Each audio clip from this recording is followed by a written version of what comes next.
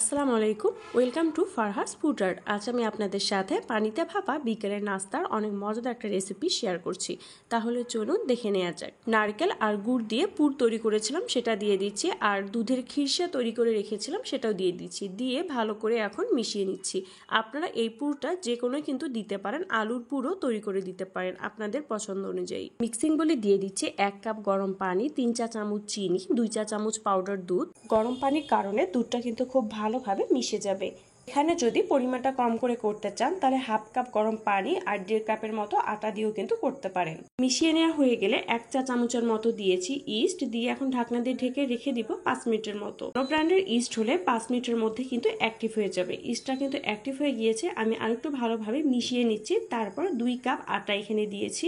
আজকের এই নাস্তাটি আমি আটা দিয়েই করব, আপনারা চাইলে ময়দা দিয়েও করতে পারেন। তারপর দিয়ে দিচ্ছি একটা ডিম আর স্বাদ মতো লবণ দিয়েছি। তারপর ভালো করে মিশিয়ে নিতে হবে, সফট একটা ডো তৈরি করে নিতে হবে। প্রথমে 2 কাপের মতো আটা দিয়েছি, তারপর আর একটু আটা এখানে আমার লেগেছে হাফ কাপের মতো।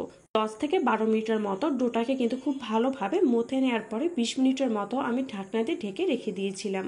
এখন এই ডোটা থেকে আমি ছোট করে লেচি কেটে নিয়েছি, তার মধ্যে থেকে একটা লেচি এভাবে আমি আরো কিছুক্ষণ মথে নিয়েছি আর মাছ বরাবর আবারও 2 ভাগ করে কেটে নিয়েছি।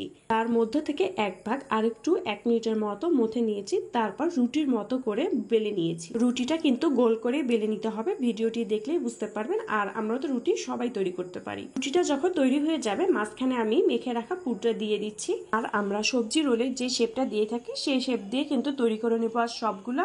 বা পাউরুটির অনেক রেসিপি কিন্তু আমার চ্যানেলে দেওয়া আছে, সেভাবেই কিন্তু আপনারা তৈরি করে নিতে পারেন।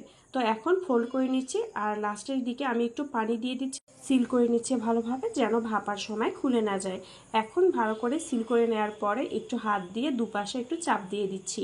তো এভাবে সবগুলো এখন তৈরি করে নিয়েছি। আর এভাবে আপনারা ডিপ ফ্রিজে কিন্তু রেখে দিতে পারেন। তো সবগুলো যখন তৈরি হয়ে যাবে চুলার জাল একবারে মিডিয়ামে দিয়ে প্যানের মধ্যে পরিমাণ মতো পানি দিয়ে একটা প্লেট বসিয়েছি, তার উপরে একটা কাগজ আমি তেল ব্রাশ করে নিয়েছি আর এগুলো দিয়ে দিচ্ছি। এখন ঢাকনা দিয়ে ঢেকে রেখে দিব আর ছিদ্রগুলোর মধ্যে একটু কাগজ দিয়ে দিচ্ছি যেন ভিতরের ভাবটা বাইরে বের হয়ে না আসে। এটা তৈরি হতে আমার 20 মিনিটের মতো লেগেছে। 20 মিনিট পরে আমি নামিয়ে নিয়েছি আর একটু ঠান্ডা করে নিয়েছি। এই তো তৈরি হয়ে গেল অনেক সহজ আর মজাদার রেসিপি। পাউরুটিটা কিন্তু অনেক বেশি সফট হয়েছিল আর খেতেও ভীষণ মজার হয়েছিল। এই রেসিপিটি ছোট বড় সকলেই অনেক পছন্দ করবে।